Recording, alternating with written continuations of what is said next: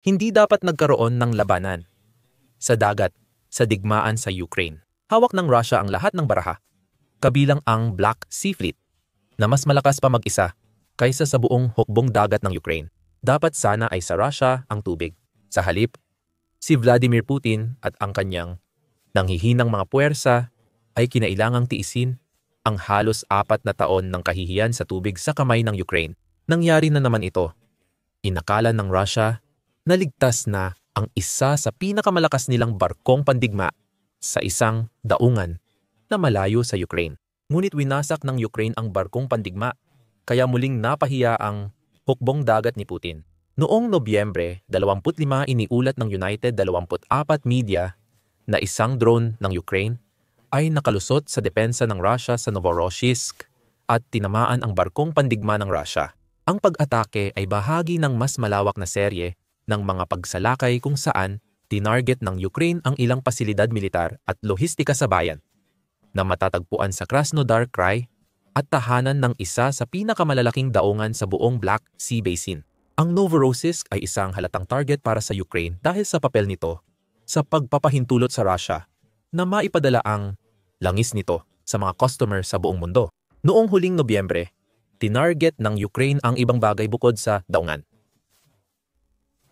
Isang akala ng Russia na ligtas. Ayon sa Ukrainian outlet na Hromadska, ang pag-atake sa Novorossiysk ay isinagawa sa pamamagitan ng kombinasyon ng ilan sa pinakamahahalagang espesyal na sangay militar ng Ukraine.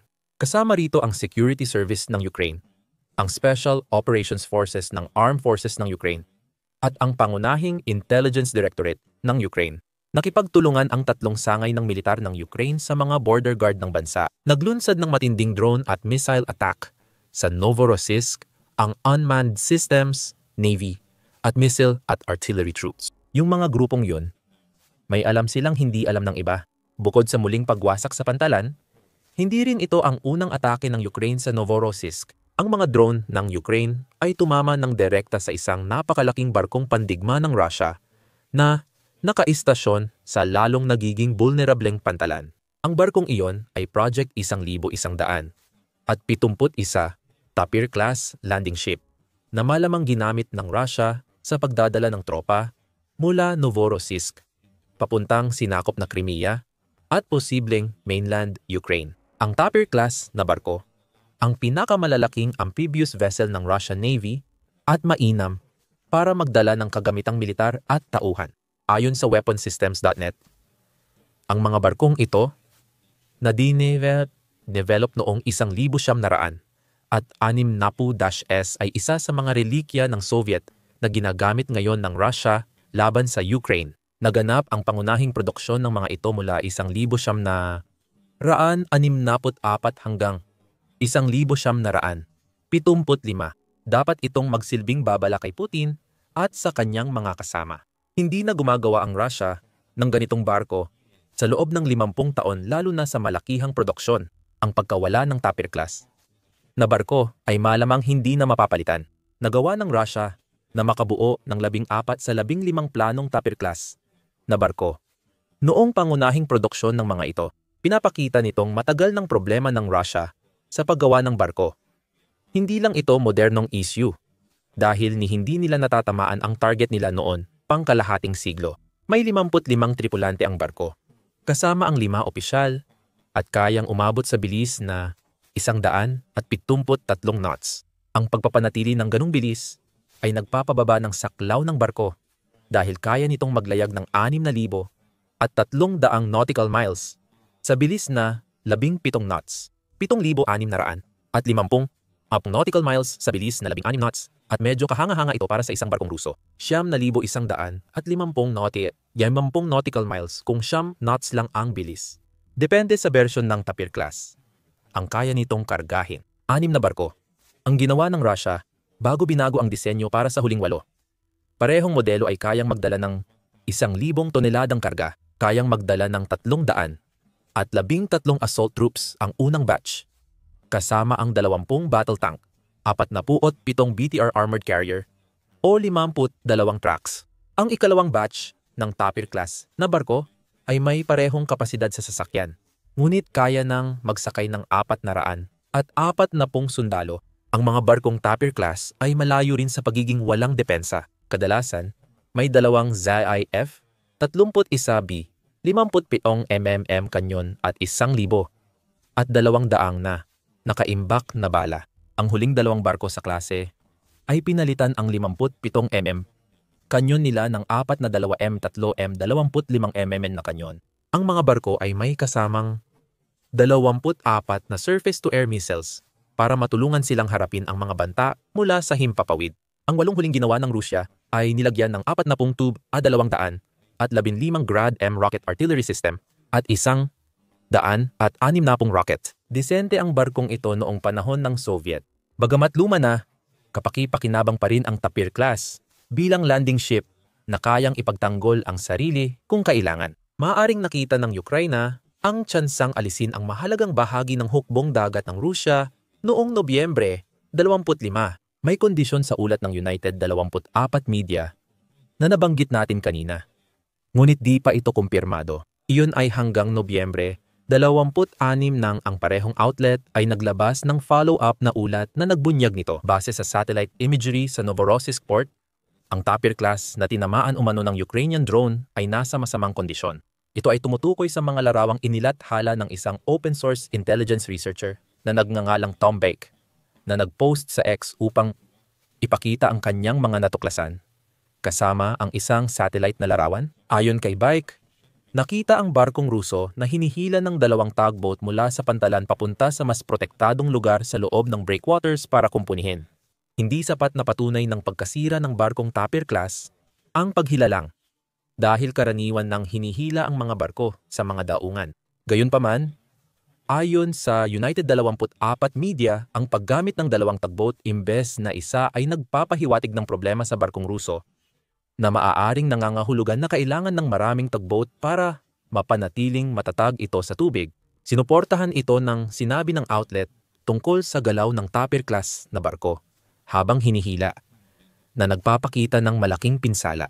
Napansin ni Tom Bake na laging nagpapalit ng pwesto ang puwersang pandagat ng Rusya sa mga pantalan para iwasan ang sunod-sunod na pag-atake. Ayon sa United 24 Media, ngunit ang pinakabagong mga larawan ay nagpapakita ng malinaw na senyales ng pinsala kung saan ang barko ay inilipat ng pwesto para malamang ay kumpunihin. Di natin alam ang pangalan ng barkong pinabagsak ng Ukraine. May 2 kilalang Tapir class na barko pa ang Russia sa Black Sea Fleet, Orsk at Nikolai Filchenkov. Malamang isa sa 2 ang lumubog na barko. Bukod dito, wala pang detalye at di pa kinukumpirma ng Russia ang pagkawala ng barko dahil sa drone ng Ukraine. Pero tumugon ang Russia sa pag-atake ng drone ng Ukraine na sumira sa Novorossiysk at naging interesante ang kanilang tugon. Noong Nobyembre 25 iniulat ng Business Insider na gumanti ang Russia sa pag-atake ng Ukraine sa Novorossiysk sa pamamagitan ng pagpapaputok ng surface-to-air missiles. Iyan ay isang karaniwang tugon. Ang mga surface-to-air missile ay isa sa pinakamainam na pagpipilian para pabagsakin ang mga paparating na drone at cruise missile. Hindi Ukraine projectiles ang problema ng Russia sa mga surface-to-air missile na iyon. Ipinutok ang mga iyon sa mga gusali sa Novorossiysk. Tumugon ang Russia sa paglulunsad ng Ukraine ng isang malawakang pag-atake sa isa sa pinakamahalagang lungsod ng daungan nito sa Black Sea sa pamamagitan ng pagsuntok sa sarili nito sa muka. Ayon sa outlet, isang hindi pinangalanang source sa Ukraine ang nagbigay ng impormasyon at naglagay din sila ng link sa maikling video mula sa open source Intelligence Technical X account. Hindi lang ito basta-bastang paratang na ginagamit ng Ukraine para dagdagan ang sakit ng Russia. Makikita sa 8 segundong video ang isang SAM na pinaputok pataas at bumalik sa lupa. Malakas itong bumagsak sa lugar na parang ilang dosenang talampakan lang mula sa nagre-record. Ayon kay X-Channel Rally, isang Russian surface-to-air missile ang tumama sa Russian apartment building. Talagang delikado ang mga gusaling yan, kaya't magbuod tayo. Pinahiya ng Ukraine ang Russia sa pamamagitan ng pagsira ng isa pang barkong pandigma nito gamit ang drone strike. Habang may itlog pa sa mukha niya, baka ang pula ng itlog ang nagpapahadlang sa paningin ng mga tagapagtanggol ng Russia. Sumagot ang Russia sa pamamagitan ng pagpapaputok ng mga misil sa sarili. O nga pala, ang Tapir class na barko ay isa lang sa mga tinamaan ng Ukraine sa Novorossiysk sa ataking ito. Ayon sa United, 24 media tinamaan ng Ukraine ang isang drone plant, oil refinery, at Chezgaris Oil Terminal. Tinarget din ng Ukraine ang S-300 at S-400 air defenses ayon sa ulat ng The New Voice of Ukraine tungkol sa pinsalang idinulot sa barkong Ruso. Napakaproduktibo ng gabing iyon para sa Ukraine at ang mga nakatira sa Novorossiysk ay magtatanong sa kanilang sarili kung bakit hindi mas pinoprotektahan ang kanilang lungsod. Sinisikap ng Russia na ipagtanggol ang mahalagang daungan na ito. Gayunpaman, mukhang nasusunog ang ginagamit nilang S-300 at S-400 at ang Pantsir na nagpapalipad ng mga SAM sa kalangitan ay tila hindi nagugustuhan ang mga gusali ng apartment sa Novorossiysk. Parang isang galit na arkitekto na may dalang rocket launcher. Pero ang mas seryosong sagot ay walang nakakaalam kung bakit hindi mas pinoprotektahan ni Putin ang Novorossiysk. Hindi naman ito isang di mahalagang lungsod sa pangkalahatan at sa digmaan. Nabanggit natin kanina na ang lungsod ay tahanan ng isa sa pinakamalalaking daungan sa Black Sea at ginagamit ng Russia ang daungang ito para mag-export ng langis sa mga customer nila sa buong mundo. Hindi pa rin nabibigyang hustisya ang daungan ng Novorossiysk, gaya ng paliwanag ng New York Times sa 2023 profile nila tungkol dito. Ang commercial na daungan ng Novorossiysk ay isa sa pinakamalaki sa Russia at Europa sa dami ng kargamento. Mahalagang sentro ng export ng butil, langis, at iba pang produktong Russian sa iba't ibang bansa. Ginamit ni Putin ang malaking pera ng Russia para magpatayo ng base ng hukbong dagat sa Novorossiysk bago pa aneksyonin ang Crimea. Ayon sa ulat, nagpapadala ang Russia ng barko sa Asia, Timog Amerika, Europa, at Aprika mula sa daungan. Dati nang nangako si Putin sa ilang leader mula sa naturang kontinente na magbibigay ang Russia ng libreng butil na posibleng dadaan sa Novorossiysk. Hindi tinutulungan ng Ukraine ang mga pagsisikap ni Putin sa politika. Paulit-ulit na binobomba ang daungan na nais niyang daanan ng butil para palawakin ang impluensya ng Russia sa Africa. May langis din na dapat isaalang-alang. Ayon sa Marine Insight, ang daungan ng Novorossiysk ay nagpoproseso ng 22 milyong bariles ng langis araw-araw, nakatumbas ng 2% ng pandaigdigang supply ng langis. Ibinigay ang mga numerong iyon sa isang artikulo tungkol sa pag-atake ng mga Ukrainian noong unang bahagi ng Nobyembre na nagpasara sa buong daungan. Madalas at matindi ang mga pag-atake ng Ukraine sa Novorossiysk.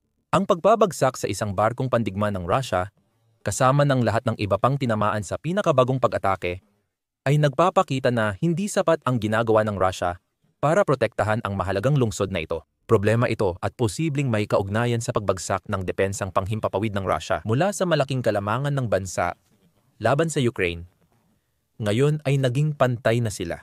Malalaman mo pa ang ibig sabihin at ang seryosong kalagayan ng depensang panghimpapawid ng Russia sa aming video. Ang isyong iyon sa depensang panghimpapawid ay nagdadagdag pa ng isa pang antas ng kahihiyan sa isang insidente na nagdulot na ng matinding pagkapahiya sa hukbong dagat ng Russia. Pero, aminin na natin, hindi naman bago sa hukbong dagat ng Russia ang makaranas ng matinding kahihiyan sa panahon ng digmaan sa Ukraine. Ang pagkawala ng Tapir-class landing vessel ay dagdag lang sa maraming barkong nawala na ng Russia sa isang labanan laban sa isang bansa na halos wala namang sariling hukbong dagat. Sa totoo lang, malaking kapalpakan ang Black Sea strategy ng Russia simula pa. At parang hindi naman talaga iyon ang inaasahan nating mangyayari nang sinimulan ang pananakop sa Ukraine. At noong ang dating kinatatakutang Black Sea Fleet ay ipinagmamalaki bilang magdadala ng pagbabago sa digmaan, halos talunan na ngayon ang sinasabing magdadala ng pagbabago na iyon. Noong Agosto 2000 at 24 na pabagsak ng Ukraine ang isang katlo ng Black Sea Fleet gamit ang missile at drone. Hindi lang napahiya ang hukbong dagat ng Russia, kundi napagtanto ng pamunuan na wala ng ligtas na barko nila sa Black Sea. Pati ang ilan sa pinakamalalakas na barko ng digmaan ng Russia, kasama ang punong barko na Moskva, ay napalubog na. O sobrang sira na kaya hindi na magamit. Marami pang sumunod at agad na napagtanto ng Russia na kailangan nitong bawiin ang buong fleet nito mula sa Black Sea, kung saan karamihan sa mga barko ay bumalik sa sinakop na Crimea. Ayon sa Atlantic Council at Ministry of Defense ng United Kingdom, hindi na aktibo ang Black Sea Fleet pagsapit ng tagsibol 2024. Ayon sa outlet, sapat na ang galing ni Putin sa pagbabaluktot ng realidad para mapanatili ang suporta sa digmaan sa Ukraine at maitago ang kahihiyan sa Black Sea. Ngunit sa operasyon, humina ang Russia dahil hindi na nito kayang harangin ang daan ng tubig na iyon o gamitin ito para magpadala ng mga tropa at kagamitan papasok ng Ukraine. Hindi na kasing epektibo tulad ng inaasahan nila. Noong Oktubre 2024 lumaki ang usapan sa problema ng Russia sa Black Sea dahil sa pagkawala nila ng kontrol sa daan ng tubig na nagdulot ng mas malalaking epekto. Lumalagpas ito sa digmaan at maaaring magdulot ng malaking epekto ayon sa outlet. Hindi lang nito nililimitahan ang kakayahan ng Moscow na magpakita ng lakas sa mundo gamit ang hukbong dagat, nagdulot din ito ng mas malakas na kooperasyon ng Russia at China kung saan mas nagiging mababang katuwang ng Beijing ang Moscow sa mga karagatan. Dahil sa problema ng Russia sa Black Sea, kailangan na nitong umasa sa tulong ng China para magpakita ng lakas sa labas ng bansa. Kahit ang mga pinagsamang naval exercises na isinagawa ng dalawang bansa, tulad ng ginawa noong Hulyo 2024, ay nagpakita ng lumalaking agwat sa lakas ng dalawang bansa. Sabi ng China at Rusya, ang pagsasanay ay nagpapalakas ng kooperasyon. Ipinapakita nito kung paano naging leader ang China at tagasunod ang Rusya. Ngunit mas dumami pa ang kahihiyan noong Abril. Iniulat ng United 24 Media na lumalala ang pagkawala ng lakas pandagat ng Rusya sa Black Sea. Nawala na ang karamihan sa mga barkong pandigma ng Rusya na inilipat ni Putin sa Crimea para mailayo sa mga drone at misil ng Ukraine. Ayon kay tagapagsalita ng hukbong dagat ng Ukraine na si Dmytro Pletenchuk, alam ng Ukraine kung ilan at anong lagay ng mga barkong umatras na natitira sa Rusya. Ayon kay Pletenchuk, mahirap itago ang malalaking bagay kapag hindi na mabilang ang mga ito. Pero ang mga natitirang barko mula sa combat fleet ay kasalukuyang hindi handang makipaglaban o sumasailalim sa malalaking pagkukumpuni. Minsan naming ginagawang moderno ang pagkukumpuni gamit ang airstrike. Ang iba ay kasama sa auxiliary forces ng fleet. Hindi ito mga barkong pandigma at hindi rin banta. Nabanggit namin na ang barkong Tapir class na tinamaan ng Ukraine sa Novorossiysk ay kabilang sa Black Sea Fleet. Napilitang umatras ang barkong iyon pabalik sa teritoryo ng Russia, hindi sa sinakop na Crimea. Ayon sa United 24 Media, hindi ito nag-iisa. Ang pag-atras ng mga barko mula Crimea ay malamang dahil napatunayan ng Ukraine na kaya nitong tamaan lahat ng mahalagang daungan doon. Napatunayan ng Ukraine na madaling maabot ng kanilang drone at misil ang Novorossiysk. Ibig sabihin ba nito, may isa na namang nakakahiyaang pag-atras ang Black Sea Fleet? Kung umatras, ano pa ang silbi ng puwersang pandagat ng Russia sa Black Sea? Wala na. At mukhang narating na ng Ukraine ang yugto kung saan kaya na nitong pabagsakin ang mga barkong Ruso mula sa malayo. Mga barkong dati ay may mahalagang papel sa pananakop ni Putin. Dahil sa masamang kalagayan ng hukbong dagat ng Russia, kinansela ni Putin ang Navy Day Parade noong Hulyo. Dahil sa takot na atakihin ng drone ng Ukraine ang mga barkong ipinaparada sa St. Petersburg. Totoong-totoo ang panganib na iyon. Ganoon din ang panganib na walang mai-impress sa kakaunti at mas maliliit na barkong kayang iparada ng Russia. Halos wala ng silbi ang Black Sea Fleet. Patuloy na binibigyang hiya ng Ukraine ang Russia sa pagtutok sa Shadow Fleet na gamit ni Putin sa ilegal na bentahan ng langis at iba pang produkto. Noong Hulyo, sumulat si Chuck Farrar ng Kiev Post tungkol sa mga pag-atake ng Ukraine sa halos 6 na barko ng Shadow Fleet. May mga pag-atake sa malalayong lugar sa labas ng Russia na nagpapakita ng lihim na operatiba ng Ukraine sa ilang bansang pinagbentahan ng langis ng Russia. Ayon kay Farrar, ang dating simbolo ng pagsuway na Shadow Fleet ni Putin ay ngayon ay mahina at delikadong asset na bawat tanker ay maaring target. Habang pinapalakas ng Ukraine ang kanilang arsenal, nahaharap ang Kremlin sa katotohanang wala ng ligtas na barko at papalapit na ang bitag. Masama na para kay Putin ang mawala ang mga barkong hindi dapat alam ng Ukraine na meron sila. Gayunpaman, isipin mo kung ano ang ibig sabihin ng pagtutok ng Ukraine sa mga barkong ito para sa hukbong dagat ng Rusya. Tuluyan ng inalis ng Ukraine ang Black Sea Fleet. Ngayon, may panahon ang Ukraine pumili ng mga target sa dagat na hindi tuwirang banta sa bansa. Imbes na mga barkong pandigma ng Russia ang isipin ng Ukraine. Patuloy na lang nitong inaatake ang mga lumang tanker sa 2025 dahil hindi na mahalaga ang mga barkong pandigma. Ang pag-atake sa barkong Tapir class sa Novorossiysk ay maaring halimbawa ng Ukraine na sinamantala ang pagkakataon na may barkong pandigma na muling napasok sa abot ng kanilang saklaw. Iyan ang mag-aalala kay Putin. Maaaring umasa siya na sa pag-atras ng Black Sea Fleet ay mailalayo na ang mga natitirang barko sa target ng Ukraine. Ipinakita lang ng Ukraine sa leader ng Russia na wala ni isa sa kanilang mga barko, lalo na yung maaring makaapekto sa Ukraine, ang ligtas o lampas sa abot ng Ukraine. Dahil sa lumalaking butas sa depensa ng Russia, malamang nasundan ng Ukraine ang pag-atake nito sa barkong Tapir class, ng isa pang pag-atake sa isa pang barkong akala ni Putin ay ligtas. Habang inaatake ng Ukraine ang barko at pantalan ng Russia gamit ang drone at misil, ipinakita ng Sweden sa Russia na may iba pang bansa na dapat ikabahala si Putin na baka gusto rin niyang sakupin. Nanawagan ang opisyal ng Sweden na magkaroon sila ng Kremlin killer missile na kayang tumama sa Moscow. Kung sumobra ang Russia, mas takot si Putin sa missile na iyon kaysa nito. Alamin kung bakit sa aming video. Kung nagustuhan mo ang video, mag-subscribe sa The Military Show para sa iba pang balita sa kabiguan ng Russian Navy. At salamat sa panonood.